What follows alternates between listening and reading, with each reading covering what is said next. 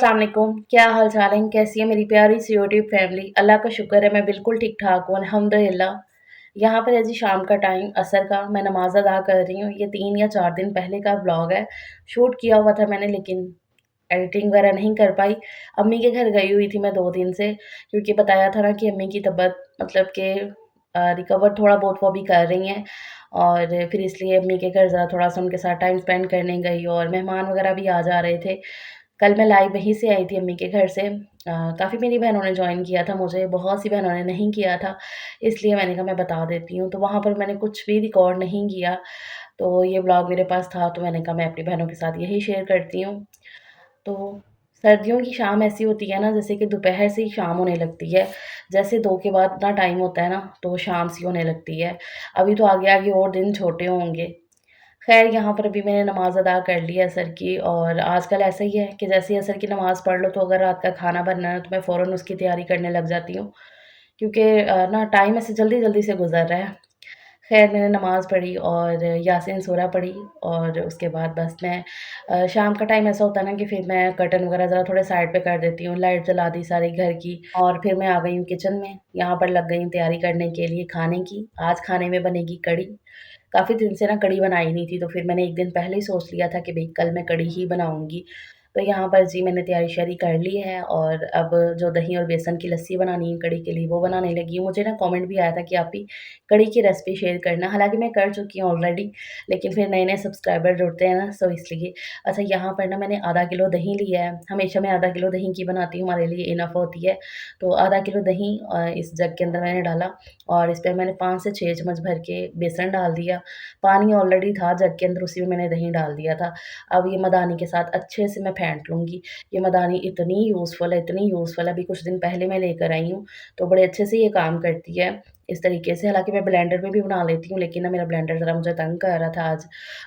मतलब उसकी मशीन नहीं सही थी, तो इसलिए ना ये मदानी के साथ ही अच्छे से मैंने फेंट लिया। मतलब कि दही और बेसन की लस्सी भी तैयार करके रख ली है और अभी सारी चीज़ों की कटिंग-चॉपिंग कर लेती हूँ।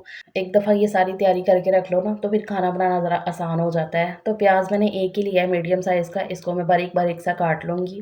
कढ़ाई मैंने रख दी है और इसमें मैं ऑयल डाल दूँगी। अच्छा स्टार्टिंग में ना कढ़ी बनाते हुए ऑयल मैं ज़रा ज़्यादा ही ऐड करती हूँ, वो क्यों? वो भी मैं आगे चल के आपको बताती हूँ। तो स्टार्टिंग में मैंने अच्छा खासा ऑयल इसमें ऐड कर लिया है। ऑयल जब गरम हो गया तो फिर इसमें मैं प्याज़ ऐड कर दूँगी। हमेशा ना ऑयल जब गरम हो जाए ना फिर उसमें प्याज़ ऐड किया करें। और प्याज़ को ना ज़रा मैं थोड़ा-सा गोल्डन ब्राउन सा कर लूँगी, हल्का सा इसका जब कलर चेंज होगा, तो फिर इसमें बाकी की चीज़ें डालूँगी। अच्छा इसमें कलर जब हल्का सा चेंज हुआ था, तो मैंने इसमें अदरक लहसुन की पेस्ट डाल दी थी, बिल्कुल लास्ट की पड़ी हुई थी बोतल में, अदरक लहसुन पेस्ट तो उसमें मैंने पानी डाल के ना तो वो मिक्स करके डाल दिया था इसमें। तो उसके बाद यहाँ पर मैंने ये सब्ज़ मिर्चें जो कि बिल्कुल लाल हो चुकी थी, इनको मैंने बिल्कुल बारीक-बारीक सा काट लिया था, ये डाल दी इसके अंदर और उसके बाद टमाटर एक ही टमाटर था, ज़्यादा बड़े साइज़ का टमाटर था, तो वो मैंने डाला है। अच्छा सबका ना कढ़ी बनाने का अपना-अपना तरीका होता है। जब भी मैंने अपना कढ़ी बनाने का तरीका शेयर किया ना, तो अक्सर तो कहते हैं, "हाँ जी, आपी हम भी टमाटर ऐड करते हैं, हम भी ये चीज़ें ऐड करते हैं।" मतलब कोई नहीं भी करता टमाटर ऐड, लेकिन मैं तो टमाटर ऐड करती हूँ। आज मैंने सिर्फ़ इतना से ही डाला है टमाटर क्योंकि महँगे हैं टमाटर, तो फिर मैंने कहा कि चलो ठीक है इतना सा ही चलेगा। मतलब एक बड़े साइज़ का टमाटर था वो मैंने काट के डाल दिया, तो उसके मैंने छिलके उतार दिए थे। अच्छा आज मैंने ना इसमें आलू भी ऐड किए हैं मसाले के अंदर ही ना। आलू भी एक ना छोटे साइज़ का आलू था उसको भी काट के ना छोटा-छोटा सा वो भी डाला है। ये मैंने ना किसी को देखा था और उनकी कढ़ी मैंने ट्राई भी की थी, मतलब कि खाई भी थी ना, तो मुझे बड़ी अच्छी लग रही थी। तो कह रही थी कि आलू के साथ ना बड़ा अच्छा-सा टेक्सचर हो जाता है, तो मैंने कहा कि चलो मैं भी ट्राई करके देखूँगी। तो इसलिए ना फर्स्ट टाइम ही मैंने इसके अंदर आलू भी ऐड किया है एक मीडियम से साइज़ का और बाकी बेसिक मसाले वही लाल मिर्च पाउडर, कुटी लाल मिर्च, ज़ीरा धनिया पाउडर इसमें ज़रा ज़्यादा जाता है कढ़ी के अंदर। पंजाबी जो चीज़ें होती हैं इसमें जो ज़ीरा धनिया जितना ज़्यादा जाएगा ना उतना मज़े का फ्लेवर आता है। बाकी नमक और हल्दी वो डाल के थोड़ा-सा पानी डाल के ना मसाले को बहुत ही अच्छे से मैंने भून लिया था। अच्छे से जब मसाला भुन गया ना ऑयल यहाँ पर सेपरेट हो गया है, तो ये मैं कटोरी में निकाल लूँगी। इसलिए ना मैंने स्टार्टिंग में ऑयल ज़रा ज़्यादा डाला था कि मैं ना इस तरीके से जब मसाला भुन जाता है ना, तो फिर इसमें से ऑयल ऊपर का काफ़ी हद तक सेपरेट कर लेती हूँ। मतलब ये बोलो कि 4-5 चम्मच ऑयल जो है ना मैं निकाल लेती हूँ, ये मैं तड़के के टाइम पे यूज़ करती हूँ किस तरीके से, वो भी आप देखोगे। तो इसलिए ना मैं ऑयल ज़रा ज़्यादा ही डालती हूँ और कढ़ी वगैरह हो जाए ना, ये सारी चीज़ें जो होती हैं, इसमें घी या ऑयल की क्वांटिटी थोड़ी ज़्यादा हो, तभी ये सारी चीज़ें अच्छी बनती हैं। तो यहाँ पर मैंने ना 2 चम्मच जितना ऑयल निकाल लिया था और मतलब कि जो मैं जिस चम्मच से खाना बना रही हूँ ना, वही वाले चम्मच से 2 चम्मच तकरीबन मैंने ऑयल निकाल लिया। और बाकी के मसाले के अंदर ये जो लस्सी बना के रखी हुई थी ना, ये मैं छान के डालती हूँ हमेशा, क्योंकि दही के ऊपर जो है ना अक्सर मलाई वगैरह होती है, तो वो फिर ना फुटियाँ-फुटियाँ सी ऊपर रहती हैं अगर छान के ना डालो, इसलिए मैं हमेशा ना छान के डालती हूँ ये दही और बेसन की लस्सी, तो कढ़ी का टेक्सचर जो है ना बिल्कुल सही रहता है। बाकी यहाँ पर अभी ये लस्सी डाल के पानी भी मैंने दुगना डाल दिया था, मतलब 1 जग भर के और पानी डाला और कवर कर दिया बिल्कुल हल्की आँच पे। कढ़ी को मैंने जो है ना रख दिया है और यहाँ पर अब मैं बर्तन वगैरह समेट लूँगी सारे, जितने भी एक्स्ट्रा मतलब कि वही मसाले की डब्बी वगैरह हो गई और ये जो बर्तन अभी निकले हैं ना, ये मैं धोकर हाथों-हाथ और फिर आगे का कुछ देखती हूँ, करती हूँ। सर्दी हो चाहे गर्मी हो, ये जो काम होते हैं ना, स्पेशली मैं कहती हूँ सर्दियों में ना बर्तन वगैरह धोने का, तो ये काम किचन में खड़े-खड़े हो जाए ना तो बेहतर है, मतलब कि जमा होने ही ना दो बर्तन। ज़्यादा हो जाए वो भी हमने धोने हैं, कम हो बर्तन वो भी हमने धोने हैं।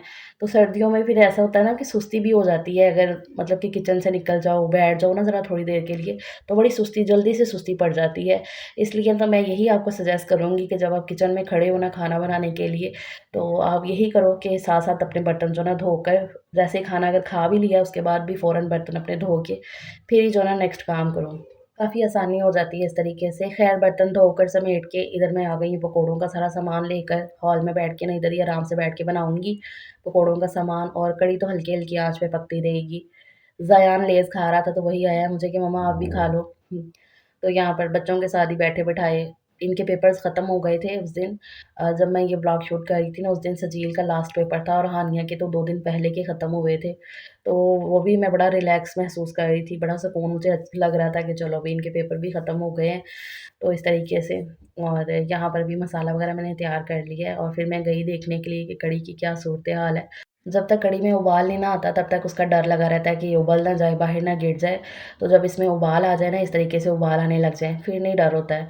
तो मैं ना चम्मच इसके ऊपर इस तरीके से रख गई थी। इससे ये होता है कि अगर होता है ना कि उबाल आके बाहर गिरने का ना, फिर इतना नहीं रहता है। हालाँकि आँच मैंने कम ही रखी थी और हल्की-हल्की आँच पे ही कढ़ी अच्छे से पके, खदके तभी कढ़ी अच्छी बनती है। ख़ैर यहाँ पर मैंने पकौड़ों का सारा मसाला वग़ैरह तैयार कर लिया, धनिया काट लिया उधर बैठ के, और ये दोनों चीज़ों को मैं अच्छे से वॉश कर लेती हूँ। और सजील मेरे पास ही खड़ा हुआ था कि मम्मा पकौड़े बनाए हैं कि नहीं आपने? जब भी कढ़ी बननी होती है तो ज़ाहिर-सी बात है पकौड़े बनेंगे, तो फिर बच्चों को होता है कि भी हम भी खाएँगे। तो मैंने कहा बस बेटा मैं बना ही रही हूँ। अच्छा यहाँ पर ना ये मसाला अच्छे से मैंने धो लिया था। इसमें मैंने ना 1 आलू था, 2 प्याज़ मीडियम साइज़ के और साथ में पालक। तो ये तीनों चीज़ों को ना मैंने बारीक-बारीक सा काट लिया था। अभी इसमें मैंने सब्ज़ मिर्चें ज़रा काट के डाली हैं, वो भी लाल हुई पड़ी थी सब्ज़ मिर्चें ना, इस दफ़ा लाल हो गई हैं, तो वो मैंने फिर काट के ना डाल दी थी। और अभी वही बस बेसिक मसाले जो मैंने पहले डाले हैं ना, वही इसमें जाएँगे। लाल मिर्च पाउडर, नमक, ज़ीरा धनिया पाउडर और कुटी लाल मिर्च भी मैंने डाली थी, हाँ। और उसके बाद बेसन। इसमें ना बेसन मैं ज़रा थोड़ा-सा ज़्यादा डालती हूँ। जो दूसरे पकौड़े मैं बनाती हूँ ना, जैसे कि आम खाने के लिए हो ना, तो उसमें मैं बेसन की क्वांटिटी बड़ी कम रखती हूँ।